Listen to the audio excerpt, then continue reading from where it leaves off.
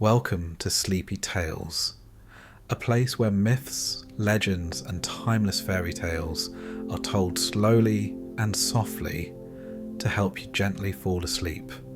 Before we begin, I'd love for you to share where you're from and what time it is where you are.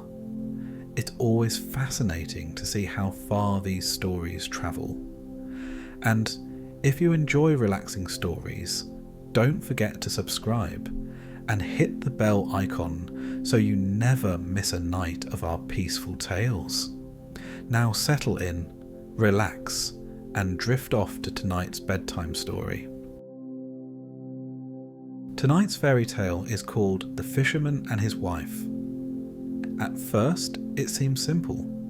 A poor couple, a magical fish, and a string of wishes. But beneath its surface lies one of the darkest currents of human nature, the endless hunger for more. Unlike the bright, cheerful fables told to children, this is a story that grows darker with every wish, showing how greed can ruin a life, and how the world around us can change because of our desires.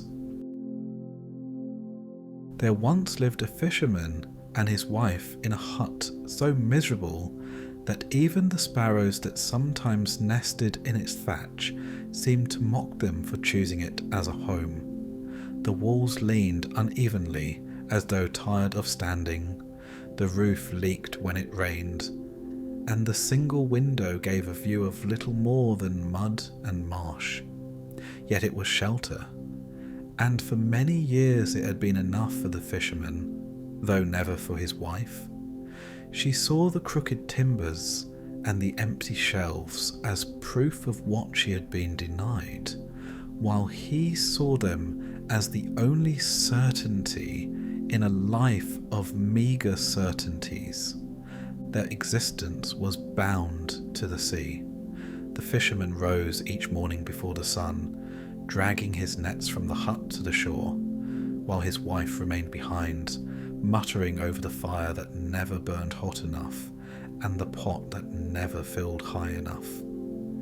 He did not complain of his work, for what else was there for him but the sea?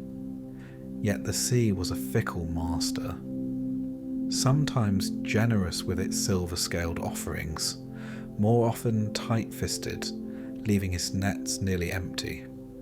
A few small fish were usually all he brought back, enough to keep hunger from the door, but never enough to silence his wife's constant sighs of disappointment. The sea itself was no gentle companion. It spread endlessly before him each day, a grey and restless body that changed its face with every hour. At dawn it could be still and pale, mirroring the clouds in perfect silence. By noon it might be flashing with light, all glitter and deception, luring him to believe it held treasure just beneath the surface. By evening, it darkened and heaved, speaking in the language of waves that crashed against the rocks with discontent. The fisherman had learned long ago that the sea cared nothing for him. It was not cruel nor kind, but vast and indifferent, as if reminding him daily of his smallness. Still, he respected it, for to disrespect the sea was to invite ruin. So life continued in its weary cycle. The fisherman endured, the wife resented. She wished for more than patched clothing and thin broth, more than neighbours who passed their hut with pity in their eyes. She dreamed of sturdier walls, of food enough to last the winter, of possessions that spoke of worth. Her husband listened little to these dreams, for he knew the sea gave what it wished and nothing more. Yet her dissatisfaction hung about him like a fog, heavier each year, pressing upon his shoulders even when he walked alone on the shore. It was on one such day, unremarkable at first, that the fisherman cast his net and felt a weight within it unlike any he had known. It was not the sluggish drag of seaweed, nor the frantic thrash of an ordinary fish. It was heavier, stranger, as though the net had caught hold of a piece of the sea itself. With effort, he pulled it up, and there within the mesh shone a flounder, but not like any flounder he had ever seen. Its scales glimmered with colours that shifted like oil upon water, green, gold, silver, all at once. Its eyes, too, were not the dull eyes of a creature of the deep, but bright and knowing, as if it were looking at him rather than through him.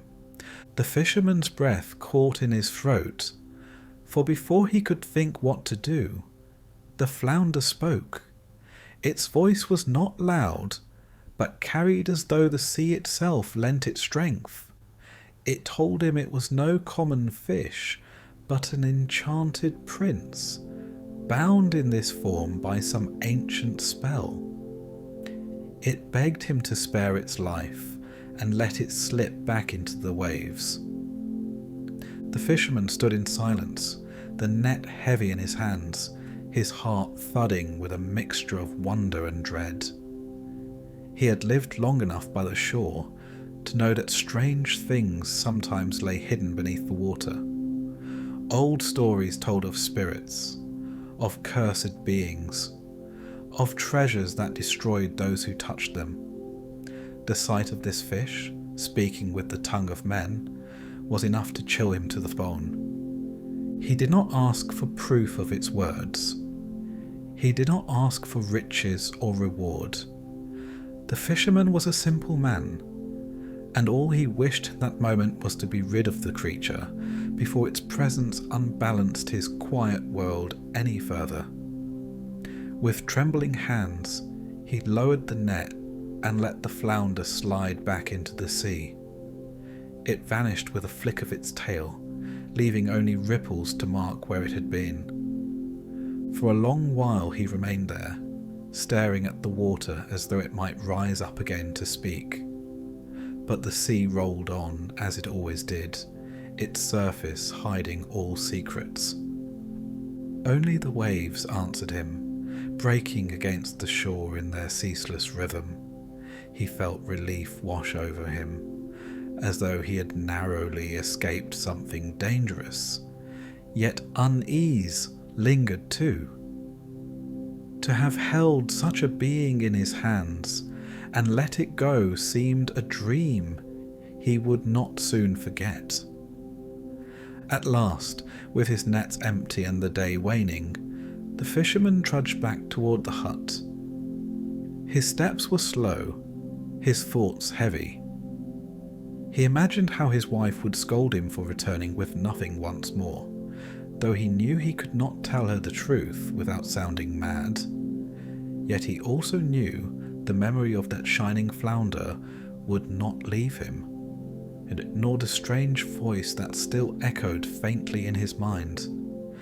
The sea, vast and unknowable, had revealed a secret to him that day, and though he tried to push it from his thoughts, he sensed it would not be the end of the matter. For the sea was never finished with those who depended on it, and what it gave or took was seldom without purpose. And so the fisherman returned to his wife, the taste of salt still on his lips, carrying no fish in his basket but a story that would soon change both their lives.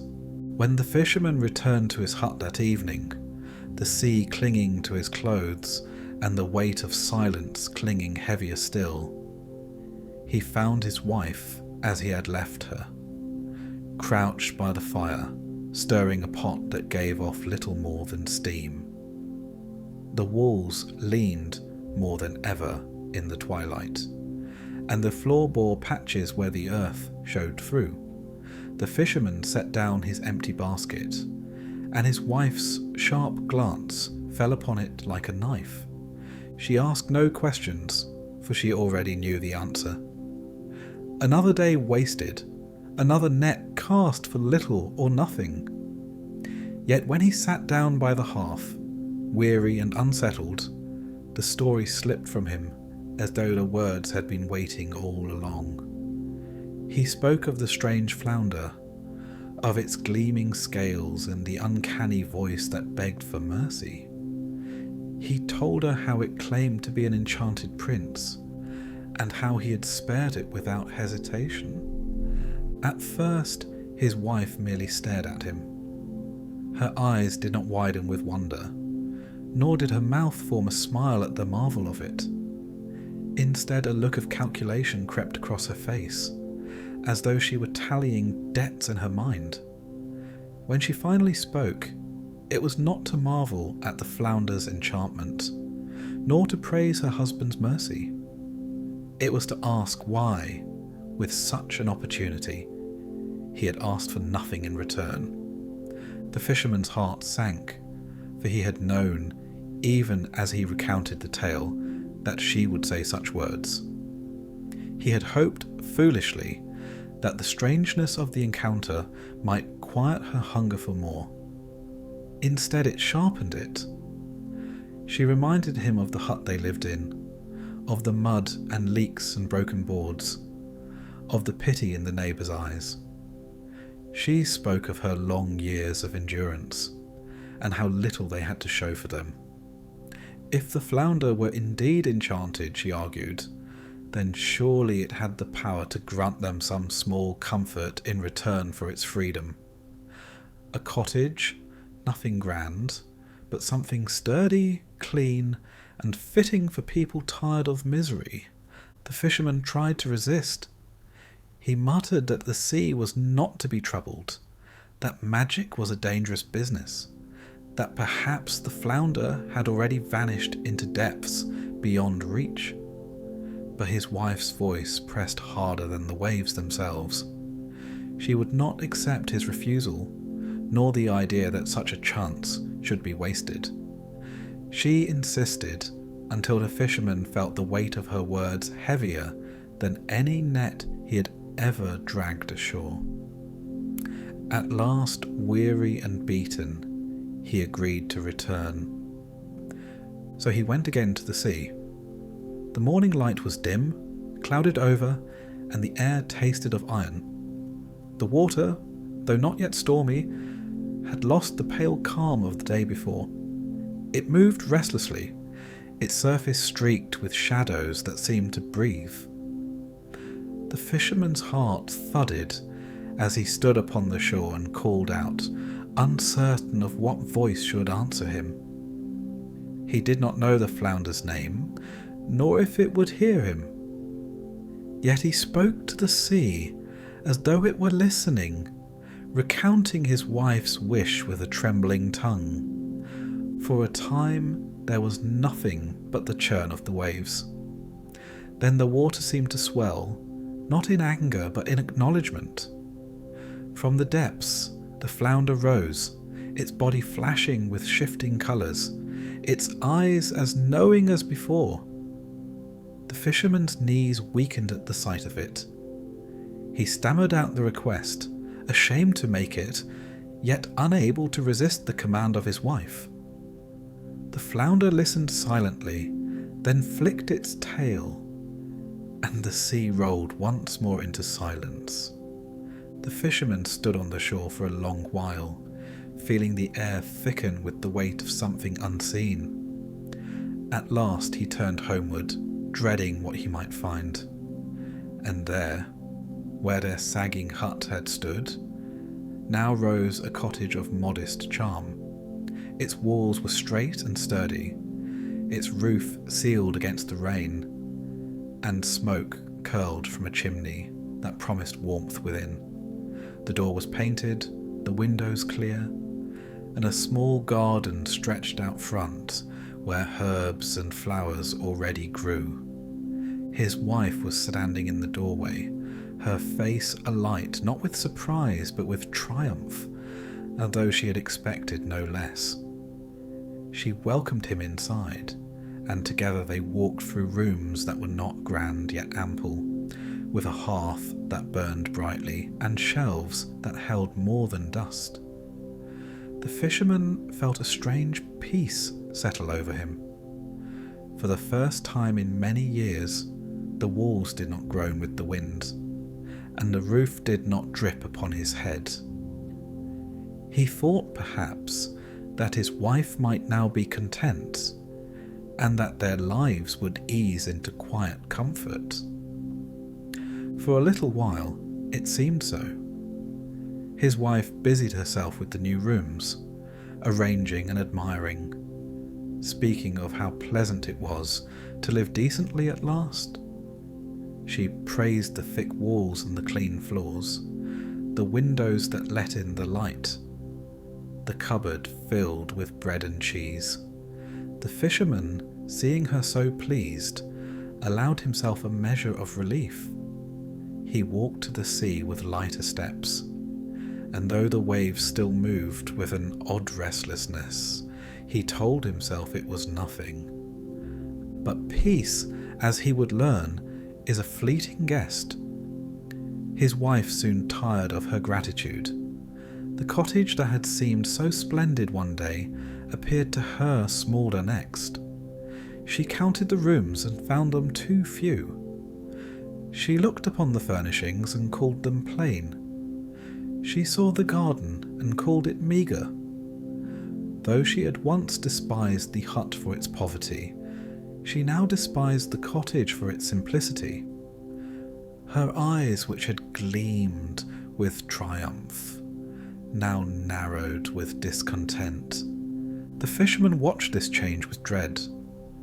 He knew the look upon her face, for he had seen it too often in the hut. The restless hunger for more, the refusal to rest in what was given. He prayed silently that she might let it pass, that the newness would hold her longer. Yet in his heart he knew the truth. The cottage was but the beginning, and even as he tried to silence his fears, the sea outside shifted in its mood, as though it too knew what was yet to come. For some days the cottage was enough. The wife busied herself with its rooms, polishing the tables, tending the small garden, arranging her possessions in a way that made her feel mistress of something proper at last. Neighbours who passed by took notice, remarking that the fisherman and his wife had risen in the world. Their comments pleased her, and she walked with her head held higher than before. The fisherman, meanwhile, enjoyed a rare calm. He rose to the sound of birds rather than the groan of a sagging roof. He returned from the shore to find a hearth that glowed warmly, and a meal that did not taste of smoke and damp. In those days, he almost believed the flounder's magic had brought an end to their misfortune. But comfort is a fickle thing, and gratitude even more so. Soon, the wife began to see in the cottage not its virtues, but its limits. The rooms, though clean, were small. The garden, though green, was meagre. The walls, though sturdy, were not the grand stone walls of those who lived in mansions. Each morning she woke with new complaints, and each evening she spoke of what might be if only they had more. The fisherman listened with growing heaviness. He had thought the miracle complete, but it seemed only to have opened a door through which dissatisfaction could walk more boldly. When his wife told him to return to the sea and ask for a grander dwelling, he resisted, pleading that the cottage was already more than they had ever dreamed. Yet her words pressed against him like waves against a cliff. She told him it was foolish to stop at so little when fortune had offered them more. She spoke of deserving better, of being meant for something greater than a fisherman's life. Reluctantly, the fisherman returned to the shore. This time the sea looked different. Its surface was not calm but shifting, restless, as though stirred by unseen hands. The colour of it was darker, and the air hung heavy with the scent of salt and decay. The fisherman's heart sank, but he called for the flounder nonetheless. The water heaved, and once again the shimmering fish appeared. Its eyes gleamed with a strange patience, though the fisherman thought he saw weariness in them as well. He stammered out his wife's new demand. Not a cottage, but a mansion, fit for those above their station. The flounder listened in silence, and then flicked its tail and sank into the depths. The sea rolled back into its endless rhythm, though the waves broke harder than before against the shore. When the fisherman returned home, he found not the modest cottage, but a mansion rising in its place. Tall windows glittered in the light, carved doors swung open to welcome him, and rooms stretched wide and high, filled with furnishings richer than he had ever seen. Servants moved about, tending to fires and carrying trays. His wife stood at the top of a staircase, adorned in finer garments, her face lit with satisfaction that seemed almost fierce. For a short while, the splendour pleased her. She walked through the halls, admiring the chandeliers, the painted ceilings, the long tables that could seat dozens. She spoke of the grandeur they now commanded, of how their neighbours could scarcely believe it. The fisherman, too, was astonished, though unease gnawed at him whenever he thought of the sea's darkened waters. But as before, her contentment withered quickly. Soon the mansion seemed too small, its walls not high enough, its grounds not wide enough. The servants were too few, the furniture too plain compared to what she imagined elsewhere. She began to look upon the mansion not as a gift, but as a stepping stone, proof that greater heights were within her reach. So it was that she demanded more. A palace, she said, not a mansion. Something fit for royalty, with towers that pierced the sky and halls that echoed with majesty. She told her husband she was no longer content to be the wife of a fisherman, nor even mistress of a grand house. She was meant to be more, something the world would bow to, not merely envy. The fisherman trembled at her words. He begged her to stop, to see the ruin her desires might bring. But she dismissed his fear as weakness. She told him he did not understand destiny, that he was too simple to see the truth of her greatness. And so, weary and beaten down, he returned once more to the shore. This time the sea was worse still. The wind lashed at the water, whipping it into dark, frothing peaks. The sky above was heavy with clouds that pressed low upon the horizon. The fisherman's heart thudded with dread as he called for the flounder. The waves seemed to resist him, but at last the fish appeared, its colours muted in the gloom. The fisherman bowed his head and spoke his wife's wish, his voice nearly drowned by the roar of the water. Again the flounder listened, again it flicked its tail, and again it vanished into the depths. But the sea did not calm as it had before. It churned and groaned, as though reluctant to release what had been asked of it. When the fisherman returned home, he found a palace where the mansion had stood. Its walls were of gleaming stone, its towers rose into the clouds, and banners fluttered from its battlements. Within were gilded halls, endless chambers, vast gardens, and fountains that sang with water. His wife now wore robes embroidered with gold, her head held higher than ever as she strode through her new domain. She no longer looked like the woman who had once lived in a crooked hut. She looked as though she had been born to such splendour, as though the palace had been hers all along. The fisherman, though dazzled by what he saw, felt no joy. For each time he had gone to the sea, the water had grown darker, more violent, and the air had thickened with a dread that clung to him still. He knew, though he could not say how, that the sea did not give freely. It shifted and groaned like a living thing burdened by each wish, and he feared the day it would groan no more but roar with fury instead. Yet his wife did not see the danger. She looked upon her palace not with gratitude but with hunger. She no longer spoke of luck, nor of marvels, but of destiny. The cottage had been a kindness, the mansion a step, the palace an inevitability. She told herself she had been meant for such greatness from the beginning, and that still greater heights awaited her. And the fisherman, standing at the threshold of the palace, knew in his bones that she would never stop.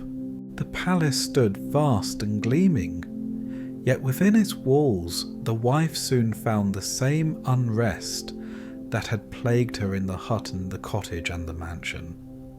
The splendour of its marble halls and jewelled chambers faded quickly in her eyes. For splendour that belongs to others, she thought, should also belong to her. She walked the corridors with growing dissatisfaction, as though each gilded surface mocked her by reminding her there was still more to be had. It was no longer enough to dwell in luxury. She longed now for power, for dominion, for crowns upon her brow and subjects at her feet. The palace seemed only half a gift to her, walls without meaning, wealth without authority.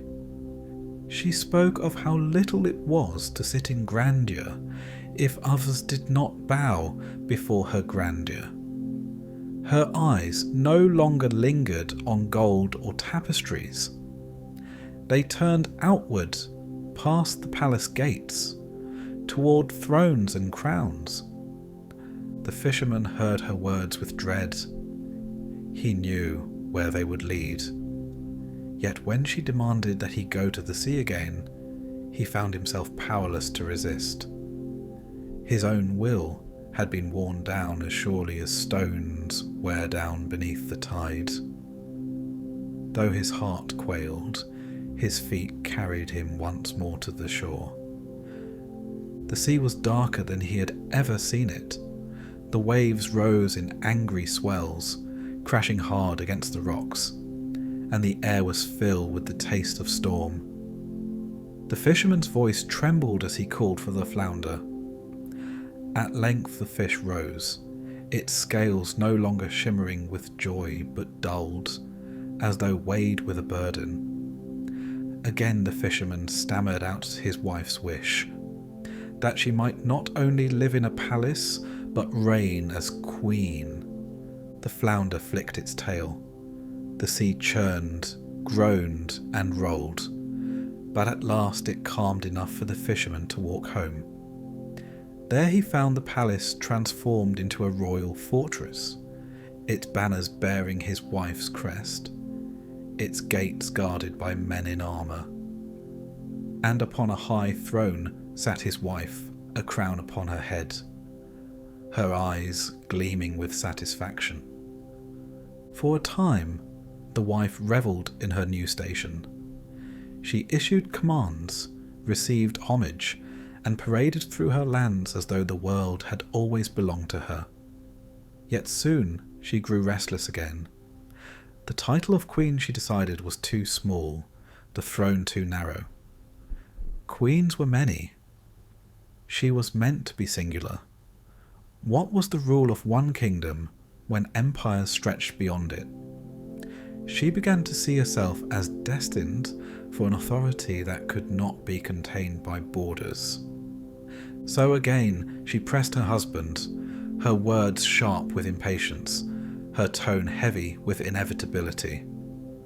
She would be empress, she said, mistress of all lands, not only one. The fisherman pleaded, begged her to rest content with her crown, but her ambition drowned out his pleas. He went again to the sea. The waters now raged as though they wished to tear the shore away. Black clouds gathered above, and the spray stung his eyes. The fisherman felt small before its fury, yet he called out as always. The flounder rose once more, its eyes gleaming with a light that was no longer patient, but perilous. The fisherman spoke his wife's new desire, ashamed to shape the words. The flounder did not answer, but with a flick of its tail, the sea swelled high, and the fisherman staggered back from the shore. When he returned, he found not merely a throne, but an empire. His wife now dwelled in a castle vast beyond measure, its halls lined with rulers who had bent their knees to her. Crowns of conquered lands were displayed as tokens of her might. She sat upon a throne that rose higher than all others, draped in robes that glittered with the jewels of the world. But grandeur has its own poison. The wife, now empress, looked upon her empire and found it hollow. To command armies and crush nations was still too little. To her, it was not dominion, but burden.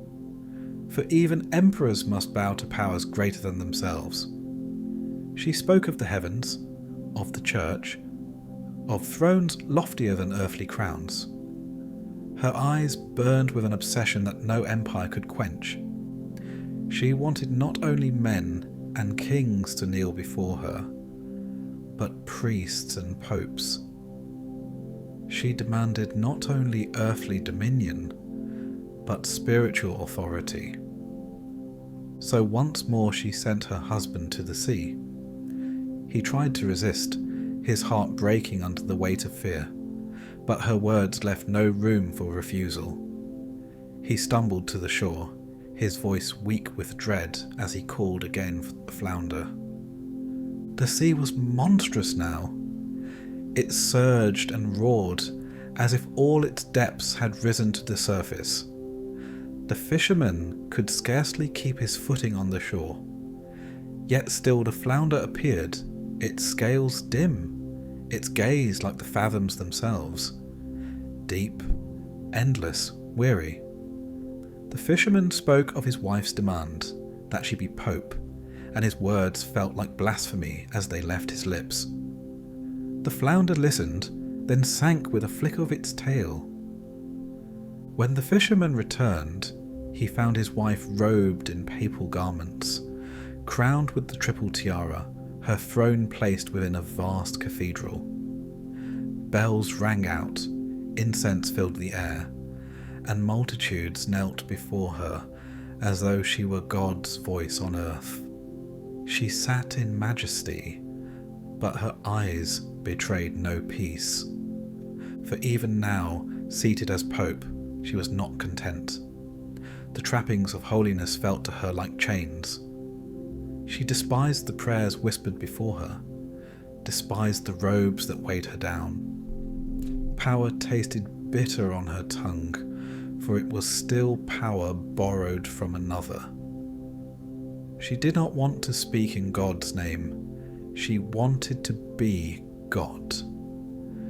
The fisherman, seeing this fire in her eyes, felt terror greater than ever before. Each wish had darkened the sea. Each ambition had deepened its fury. He could not imagine what storm might rise if she dared to demand heaven itself. Yet he knew, as he looked upon her restless face, that the demand would come, for ambition, once unchained, is never satisfied. And the sea, though it had granted her all thus far, churned now with a darkness that promised an end.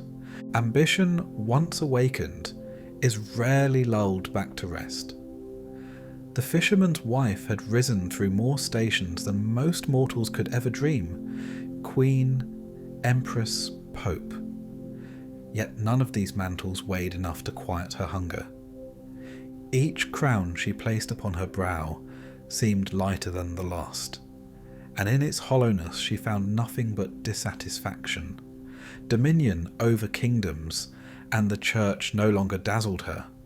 Her eyes, fixed upon the heavens, searched for something larger, something unbounded. What she wanted now was not to reign over man, nor woman, nor institution. She wished to command the very forces that governed creation. In her palace of blinding white stone and gold-leafed pillars, she paced endlessly. Her robes trailed behind her like shadows of former desires, and her voice echoed against walls that no longer impressed her. When she looked upon the people kneeling, she felt only contempt. Their reverence was too small, their voices too thin. When she looked upon the fisherman, weary and bowed, she thought not of gratitude, but of how far beyond him she had soared. Her gaze was fixed above, always above. She wanted to be as God. The fisherman knew it before she ever gave the command. He saw it in her restlessness, in the way she lingered at windows as though straining to pierce the clouds with her will. When at last she spoke the words, that she desired to command heaven itself, to rule over the rising and setting of the sun, the tides of the sea, the motions of the stars, his heart sank into his stomach like a stone. There was no pause in her tone, no trace of hesitation. She demanded it as one might demand water to quench thirst, with the simple arrogance of necessity. The fisherman did not argue, for he was too weary for argument. His protests had long ago dissolved into silence. Each step of her rise had worn away his will until only submission remained. His dread was not of her wrath, but of the sea itself, that old and tireless expanse whose moods mirrored the shifting scales of ambition. To go to the sea again was to confront its judgment, yet he had no choice. She had ordered, and he obeyed, so he set out. The day was heavy with clouds, the air thick with the scent of rain. The path to the shore seemed longer than ever, though he had walked it countless times. Each footprint sank deeper into the damp earth, as though the land itself wished to drag him back, to keep him from reaching the water. But forward he trudged, guided less by will than by inevitability. When at last he came to the shore, the sea was no longer the shifting, sulking presence of earlier days. It was rage embodied. A living fury stretched the horizon. The water heaved and crashed, its waves black with storm, each crest crowned with foam like teeth. The wind tore at his clothes and flung spray into his face, stinging like needles. The fisherman could scarcely keep his footing. The sea seemed intent on swallowing both him and his plea before it could ever be spoken. Still, he cupped his hands to his mouth and called for the flounder. His voice was nearly lost in the roar of the waves, but he forced it forth, pleading for his wife's final blasphemous wish. The words trembled from his lips, that she might rule as God, not merely over men, but over creation itself. Then silence. Not the silence of calm, but of vast refusal. The sea did not answer, nor did the flounder appear. The waves churned and crashed, but no voice broke through. It was as though the water itself had turned its back on him, swallowing his words into its endless depths. The fisherman waited, drenched and shivering, but no reply came. The sea raged on, unheeding, indifferent. At last, exhausted and numb, he turned away. The walk home was heavier than all the journeys before. Each step pressed upon him like a burden too great to bear. He no longer wondered what he would find when he reached his dwelling. He merely trudged forwards, hollow and resigned. When he arrived, the palace was gone. The towering spires, the gold, the throngs of attendants, all vanished as though it had been mist. In their place stood the same wretched hovel that had once been their home. Crooked walls patched with sodden wood, a roof that sagged and leaked, a single door hanging on its rusted hinges. The fisherman paused before it, scarcely surprised, scarcely saddened. Inside, his wife sat on the rough wooden bench, clad not in robes or crowns, but in her old coarse gown. Her hands, once adorned with rings, lay bare upon her lap. Her face was not softened by humility, nor hardened by anger. It was simply empty, the gaze of one who had reached beyond the world and grasped nothing. The silence between them was thick, broken only by the moan of the wind through the cracks of their hut. So they lived again where they had begun, poor, obscure, forgotten by all, save the sea that had once answered their calls. No riches remained, no crowns, no thrones, only the memory of what had been, and the gnawing truth of what ambition had devoured. The tale, if it teaches anything, teaches this: that desire without end is a pit without bottom, and those who fall into it may climb for a time, but will at last return to the dust from which they rose. The fisherman's wife sought everything and gained nothing. The fisherman himself, patient and long-suffering, was carried with her on that trade of greed, unable to resist, unable to refuse. Both were left with the same squalor, the same hut, as though nothing had ever happened. And the sea remained, vast and indifferent, its waves rolling on, unmoved by human longing. It gave, and it took away, and it would continue to do so long after the fisherman and his wife were gone, long after their tale was forgotten. For the sea is older than greed, older than kingdoms, older even than the desire to rival God. It endures while all else crumbles back into nothing.